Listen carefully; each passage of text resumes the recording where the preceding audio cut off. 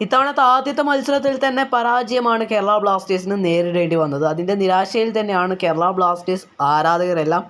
അതേസമയം തന്നെ അടുത്ത മത്സരത്തിൽ, അതായത് ഈസ്റ്റ് ബംഗാളിനെതിരായ ഞായറാഴ്ച നടക്കുന്ന കൊച്ചിയിൽ വെച്ച് നടക്കുന്ന മത്സരത്തിൽ കേരള ബ്ലാസ്റ്റേഴ്സ് ശക്തമായി തിരിച്ചു വരും എന്നുള്ള പ്രതീക്ഷ ഇപ്പോഴും ആരാധകർക്കുണ്ട്.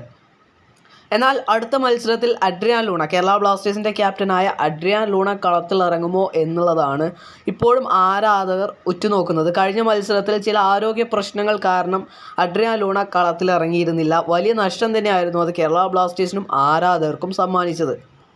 എന്നാൽ പഞ്ചാബിനെതിരായ മത്സരത്തിനു ശേഷം പരിശീലകനായ മിക്കേൽ സ്റ്റാറെ പറഞ്ഞത് അഡ്രിയാൻ ലൂണ അടുത്ത മത്സരത്തിൽ കളിക്കുമെന്ന് തന്നെയാണ്. ഇനി ഇതിൽ എന്തെങ്കിലും മാറ്റം വരാനുള്ള സാധ്യതയും തള്ളിക്കളയാനാവില്ല.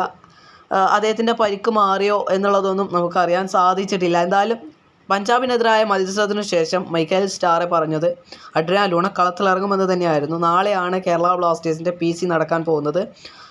മൈക്കേൽ സ്റ്റാറയും അതുപോലെ തന്നെ മിലോസ് ഡ്രിൻസിച്ചും PC പങ്കെടുക്കുമെന്ന് നേരത്തെ തന്നെ റിപ്പോർട്ടുകൾ പുറത്തു വന്നിട്ടുണ്ടായിരുന്നു. ഈ PC തന്നെ മൈക്കേൽ സ്റ്റാറെ അഡ്രിയാൻ ലൂണ കളത്തിലിറങ്ങുമോ എന്നുള്ളതുമായി ബന്ധപ്പെടുത്തിക്കൊണ്ടുള്ള വിശദീകരണം നൽകുമെന്ന് പ്രതീക്ഷിക്കാം.